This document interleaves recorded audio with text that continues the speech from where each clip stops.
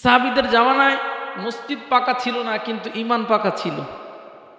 আমাদের জামানায় এখন মসজিদ পাকা হয়েছে, উন্নত হয়েছে, আর আমাদের ঈমানের অবস্থা দিন দিন দুর্বল হয়ে যাচ্ছে।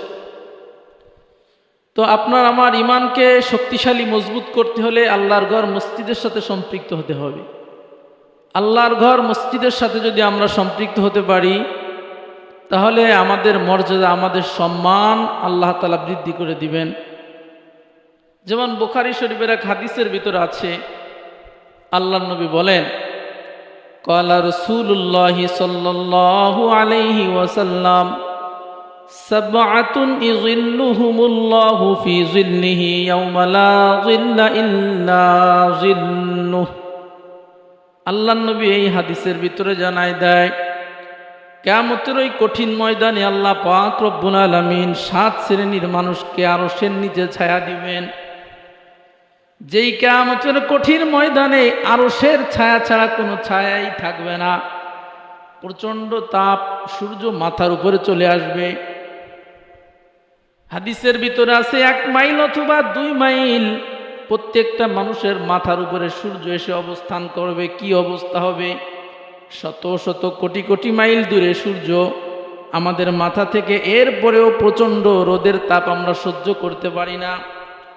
কিন্তু পয়গম্বর বলেন, কিয়ামতের কঠিন ময়দানে এমন এক পরিস্থিতির সৃষ্টি হবে, প্রত্যেকটা মানুষের মাথার 1 মাইল অথবা 2 মাইল দূরে সূর্য অবস্থান করবে। তখন কি অবস্থা হবে!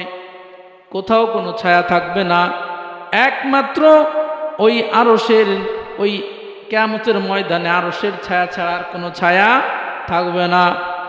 আল্লাহর নবী বলেন, ওই কঠিন পরিস্থিতিতে আল্লাহ পাক রব্বুল আলামিন তার প্রিয় বান্দাদের ভিতর থেকে 7 শ্রেণীর বান্দাদেরকে ডেকে ডেকে আরশের নিচে ছায়া দিবেন। 7 শ্রেণী নিয়ে আলোচনা করার সময় নেই, তার ভিতরে একটা শ্রেণী আছে। আল্লাহর নবী বলেন, ওয়া রাজুলুন কলবুহু মুআল্লাকুম বিল মাসাজিদ। আল্লাহর নবী বলেন, এই 7 শ্রেণীর মানুষের ভিতর থেকে এক শ্রেণীর মানুষ হলো দুনিয়ার জমিনে যাদের সম্পর্ক আল্লাহর ঘর মসজিদের সাথে ছিল। আল্লাহর ঘর মসজিদের সাথে যাদের দুনিয়াতে সম্পর্ক ছিল। আল্লাহর ঘর মসজিদের সাথে সম্পর্ক থাকার অর্থই নয় 24 ঘন্টা মসজিদে পড়ে থাকতে হবে। দুনিয়ার সমস্ত ব্যবসা বাণিজ্য ছেড়ে, দুনিয়ার সমস্ত কাজকর্ম ছেড়ে 24 ঘন্টা আল্লাহর ঘর মসজিদে পড়ে থাকতে হবে। এইটা কিন্তু মসজিদের সাথে সম্পৃক্ত হওয়ার অর্থ না। মসজিদের সাথে সম্পৃক্ত মানে কি শুধু মসজিদে পড়ে থাকতে হবে? দুনিয়ার সমস্ত কাজ বাদ দিয়ে 24 ঘন্টা মসজিদে থাকলাম, বাস মসজিদের সাথে সম্পর্ক রাখলাম। মসজিদের সাথে সম্পর্ক রাখার অর্থ এটা? মসজিদের সাথে সম্পর্ক রাখার অর্থ এটা না বাজান। অন্তরের সম্পর্ক মসজিদের সাথে থাকবে।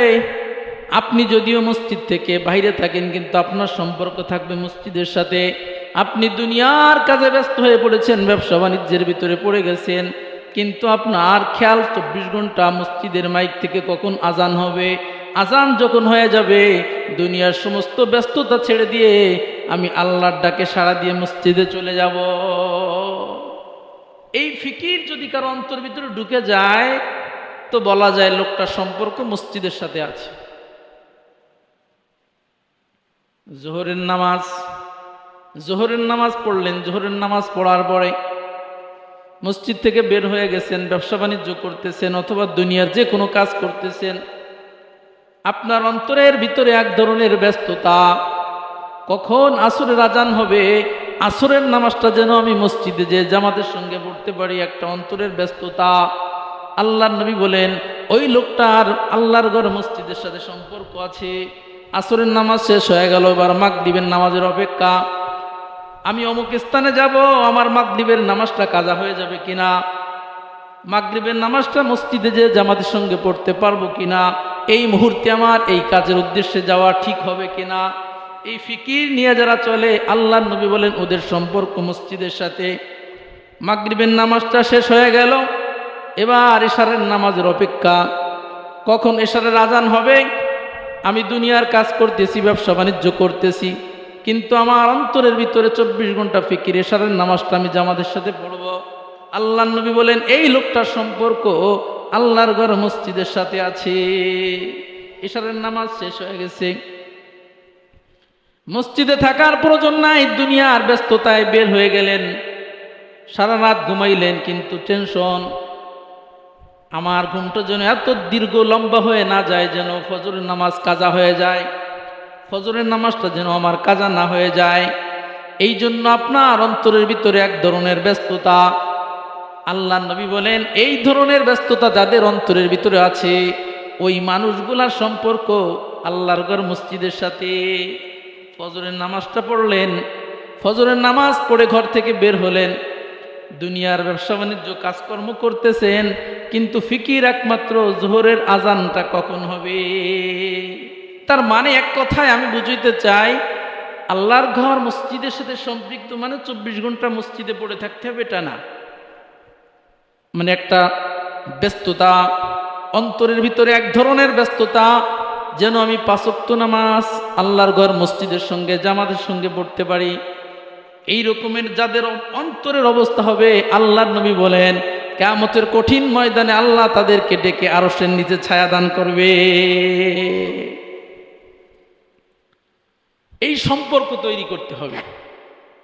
তো আল্লাহর ঘর মসজিদের সাথে সম্পর্ক কেমনে তৈরি করব? আল্লাহর ঘরের সাথে সম্পৃক্ত হওয়ার জন্য, সম্পর্ক স্থাপনের জন্য কিছু পদ্ধতি আছে। 1 নম্বর পদ্ধতি, প্রথমে বুঝতে হবে যে আল্লাহর ঘর এটা কি। আল্লাহর ঘর কি সাধারণ ঘরের মতো না, এটা কি, মানে আল্লাহর ঘরের মর্যাদা সম্পর্কে প্রথমে ধারণা রাখতে হবে। আল্লাহর ঘরের মর্যাদা সম্পর্কে যদি আমাদের ধারণা থাকে, তখন আল্লাহর ঘরের সাথে সম্পর্ক স্থাপন করতে মনে চাবে। এই জন্য সর্বপ্রথম আমাদের জানতে হবে মসজিদ কি, মসজিদের কি মর্যাদা, কি দাম। আল্লাহর নবী বলেন, বুখারীর হাদিস, ক্বালা রাসূলুল্লাহ সাল্লাল্লাহু আলাইহি ওয়াসাল্লাম, আহাব্বুল বিলাদি ইলাল্লাহি মাসাজিদুহা। আল্লাহর নবী বলেন দুনিয়ার জমিনে অনেক ঘর আছে, দুনিয়ার সমস্ত ঘরের চেয়ে মসজিদ হলো সর্বশ্রেষ্ঠ।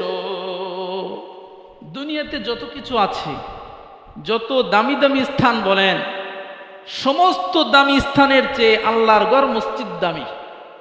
আহাব্বুল বিলাদি ইলাল্লাহি মাসাজিদুহা। যত বড় দামি ঘর করেন, যত বড় দামি কিছু করেন না কেন, আল্লাহর দরবারে মসজিদের চেয়ে তা দামি হতে পারে না। ওয়া আবগাদুল বিলাদি ইলাল্লাহি আসওয়াকুহা। আর আল্লাহর নবী বলেন দুনিয়ার জমিনে সবচেয়ে নিকৃষ্ট স্থান হলো বাজার। সবচেয়ে নিকৃষ্ট স্থান কি? বাজারের লোক থাকে না, থাকে না, 24 ঘন্টা দিন নাই রাত নাই বাজারে মানুষের আড্ডা। ওই চার দোকানে যাবেন, মানুষের অভাব নাই। কাঁচা বাজারে যান, যে কোনো ব্যবসা বাণিজ্যের দোকানে যান, মানুষের অভাব নাই। সব সময়ের জন্য বাজার ঘাটে মানুষ পাওয়া যায়, কাউকে দাওয়াত দেওয়া লাগে না, বিনা দাওয়াতে সব মানুষ হাজির। প্রত্যেকটা মানুষের সম্পর্ক বাজারের সাথে। অথচ আল্লাহর নবী বলেন বাজারে যাওয়া যাবে না তা না, বাজারে যেতে হবে। যতটুকু প্রয়োজন ততটুকু সময় বাজারে থাকতে হবে। 24 ঘন্টা বাজারে আড্ডা দেওয়া যাবে না, কারণ দুনিয়ার জমিনে সবচেয়ে নিকৃষ্ট স্থান হলো বাজার। বাজারে যে কেউ নেকি অর্জন করতে পারে এই সুযোগ আছে? বাজার যে গুনাহ হওয়ার সম্ভাবনা আছে, নেকি পাওয়ার সম্ভাবনা খুবই কম। বর্তমান পরিস্থিতি আরো কঠিন। আল্লাহর নবীর জামানায় আল্লাহর নবী বলছেন বাজার সবচেয়ে নিকৃষ্ট। ওই জামানায় মহিলারা ওপেনে চলাফেরা করতো না, মহিলাদের ভিতরে লজ্জাবোধ ছিল, মহিলারা ঘর থেকে বের হতো না। আর বর্তমান যে পরিস্থিতি, এই আব্দুল্লাহপুর মার্কেটে যাবেন, একজন পুরুষ যদি থাকে 5 জন আছে মহিলা, সবই মহিলা। আচ্ছা, মার্কেট করতে মহিলারা যাবে, যাক, কাঁচা বাজারেও পুরুষের চেয়ে মহিলার সংখ্যা বেশি। আমি মাঝে মাঝে তো যাই, এমন এক পরিস্থিতি, পুরুষের সংখ্যার চেয়ে মহিলারা বাজার ঘাটে বেশি। কি একটা অবস্থা! কাঁচা বাজারেও মহিলা বেশি। এই জন্য আল্লাহ নবী বলেন, বাজার নেকি অর্জন করার জায়গা না, বাজার প্রয়োজন পূরণের জায়গা। বাজারে গেলে প্রয়োজন পূর্ণ করতে হয়।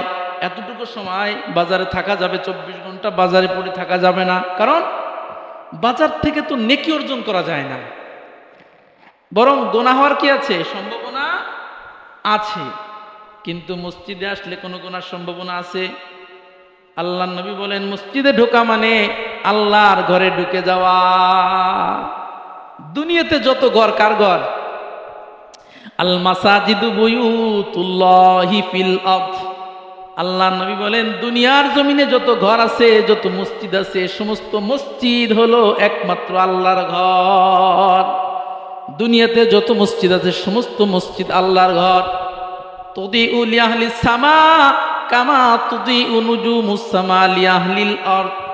আল্লাহ নবী বলেন, এই মসজিদের এত পাওয়ার, এই মসজিদের আলোতে গোটা আসমান আলোকিত হয়ে যায়। এই মসজিদের ভিতরে আল্লাহ তাআলা এত নূর, এত আলো দিয়েছেন যে এই মসজিদের আলোতে গোটা আসমানটা আলোকিত হয়ে যায়। কামা তুদিউ নুজুমু লিআহলিল আরদ। আল্লাহ নবী বলেন, যেমনি ভাবে আসমানের তারকার কারণে, আসমানের তারকার আলোতে দুনিয়াবাসী কি হয়ে যায়, আলোকিত হয়ে যায়। আসমান থেকে যখন দুনিয়ার জমিনে আলো পড়ে, গোটা দুনিয়া আলোকিত হয়ে যায়। আল্লাহ নবী বলেন, ঠিক তদ্রুপভাবে মসজিদের ভিতরে আল্লাহ তাআলা এমন সুন্দর আলো এবং জ্যোতি দিয়ে রেখেছেন, এই মসজিদের আলোতে গোটা আসমান আলোকিত হয়ে যায়। তো দুনিয়ার সমস্ত ঘর কার ঘর? আল্লাহর ঘর। তো আল্লাহর ঘরে আসলে গুনার সম্ভাবনা আছে? আল্লাহর ঘরে আসলে কোনো গুনার সম্ভাবনা নাই। মুসলমান ভাইরা আমার ভালো করে বুঝবেন, মেহমানের সম্মান করা জরুরি। জরুরি কিনা? মেহমান সে পরিচিত হোক অপরিচিত হোক, তার আপ্যায়ন করতে হবে, তাকে সম্মান করতে হবে। সে নিম্নমানের মানুষ হোক, আপনি অনেক উচ্চ মানের মানুষ, কিন্তু যদি আপনি সম্ভ্রান্ত মানুষ হন, আপনার উচিত হবে মেহমান, সে যতই ছোট মানুষ হোক, তার সম্মান করা। এটা হাদিসেও আছে। আল্লাহর নবী বলেন, লা ইউমিনু আহাদুকুম হাত্তা লা ইউমিনু আহাদুকুম না মান কানা ইউমিনু বিল্লাহি ওয়া রাসূলিহি ফালইউকরিম যায়ফাহ। আল্লাহর নবী বলেন, মান কানা ইউমিনু বিল্লাহি ওয়াল ইয়াউমিল আখির। আল্লাহর প্রতি যাদের ঈমান আছে, রাসূলের প্রতি যাদের ঈমান আছে, পরকালের প্রতি যাদের ঈমান আছে, ফালইউকরিম যায়ফাহু, তারা যেন মেহমানের সম্মান করে। আল্লাহর প্রতি ঈমান, পরকালের প্রতি যাদের ঈমান, তারা যেন কি করে? মেহমানের সম্মান করে। আচ্ছা, মেহমানের সম্মান যদি মানুষ করে, তাহলে আল্লাহ কি মেহমানের সম্মান করবে না? আল্লাহ তার রসুলের মাধ্যমে এমন আদেশ দিতে পারেন না যে আদেশে আল্লাহ তাআলা রাজি না, বরং আল্লাহ নবী যাই বলেন সবই আল্লাহ তাআলার ইশারায় বলেন। আল্লাহ নবীর কথা এটা মূলত আল্লাহ তাআলার কথা। তো আল্লাহ নবী বলেছেন মেহমানের সম্মান করতে হবে, তাহলে আল্লাহ কি মেহমানের সম্মান করবে না? আচ্ছা, আল্লাহর ঘর মসজিদ, তো মসজিদে যদি আমরা আসি, তাহলে আমরা কার ঘরের মেহমান? আল্লাহর ঘরের মেহমান যদি হই, তাহলে আল্লাহ কি আমাদের সম্মান করবে না? আল্লাহ নবী বলেন, ওয়া হক্কুন আলাল মাজুর আইয়ুকরিমা যায়ীফ। আল্লাহ নবী বলেন, মেজবানের উচিত মেহমানের সম্মান করা। আর দুনিয়ার জমিনে যেই মানুষগুলা মসজিদের ভিতরে ঢুকে, এরা সরাসরি আল্লাহ তাআলার মেহমান। আর আল্লাহর মেহমানদেরকে আল্লাহ পাক রব্বুল আলামিন নিজেই সম্মান করে। তাহলে মসজিদের ভিতরে যারা ঢুকে, এদের সম্মান কে করে? আল্লাহু আকবার। এরপরেও এই মসজিদে আমরা আসতে চাই না, অথচ আল্লাহর নবী বলেন যে আল্লাহর ঘর মসজিদে কেউ ঢুকলে তার সম্মান স্বয়ং আল্লাহ তাআলা নিজে করে। তাহলে সর্বপ্রথম বুঝতে হবে আমাদের মসজিদ কি। মসজিদের মর্যাদা যদি আমরা জানতে পারি, তাহলে মসজিদের সাথে আমরা সম্পৃক্ত হতে পারব। দ্বিতীয় নাম্বার, মসজিদ যেহেতু আল্লাহর সাথে সম্পৃক্ত হওয়ার কারণে মসজিদের দাম বেড়ে গেছে। বান্দার নামাজের সম্পর্ক যদি মসজিদের সাথে হয়ে যায়, ওই নামাজেরও দাম বেড়ে যায়। চিল্লায় বলেন সুবহানাল্লাহ। আপনি ঘরে বসে নামাজ পড়বেন, আপনার নামাজ হবে না? হবে। আপনি ঘরে বসে নামাজ পড়লেও তো হবে। আল্লাহর নবী বলেন, কিন্তু যেই নামাজের সম্পর্ক আল্লাহর ঘর মসজিদের সাথে থাকবে, ওই নামাজের সব সাধারণ নামাজের চেয়ে 27 গুণ বেড়ে যাবে। আল্লাহর নবী বলেন, সলাতুল জামাতি তাফদুলু আলাল ফাজ্জি বি27 দারাজা। আল্লাহর নবী বলেন, যে ব্যক্তি ঘরে বসে একা একা নামাজ পড়লো, ওই ব্যক্তি নামাজ পড়ে যে পরিমাণ নেকি অর্জন করলো, আল্লাহর ঘর মসজিদে এসে জামাতের সঙ্গে যে ব্যক্তি নামাজ পড়বে, ওর আমল নামায় তার চেয়ে 27 গুণ বেশি নেকি জমা হবে। নামাজ তো আমরা অনেকেই পড়ি, এই জামানায় নামাজ পড়ে না এরকম মানুষ খুব কমই আছে। সবাই নামাজ পড়ে, একটু মুরব্বী পর্যায়ের যারা, সবাই নামাজ পড়ে। কিন্তু আল্লাহর ঘর মসজিদে এসে জামাতের সঙ্গে কয়জন পড়ে? নামাজ কিন্তু সবাই পড়ে, বা অধিকাংশ মানুষই নামাজ পড়ে। মোটামুটি যাদের একটু বুঝ আছে, ধর্মীয় জ্ঞান আছে, তো নামাজ কিন্তু সবাই পড়ে। কিন্তু জামাতের সঙ্গে মসজিদে এসে কয়জনে পড়ে হিসাব করেন। এই জন্য আল্লাহর নবী বলেন, ঘরে বসে নামাজ পড়লে নামাজ হবে, তবে ওই নামাজ দিয়ে কিন্তু আল্লাহ পাওয়া যাবে না। আল্লাহ তাআলাকে যদি পাইতে চাও, তাহলে মসজিদে এসে জামাতের সঙ্গে নামাজ পড়ো, আল্লাহ পাক রব্বুল আলামিন খুশি হয়ে যাবে। এই জামাতের সঙ্গে আমি একটু কষ্ট করে আসলাম, মসজিদে হেঁটে আসলাম, আমার নামাজের মর্যাদা 27 গুণ বেড়ে গেল। সুবহানাল্লাহ।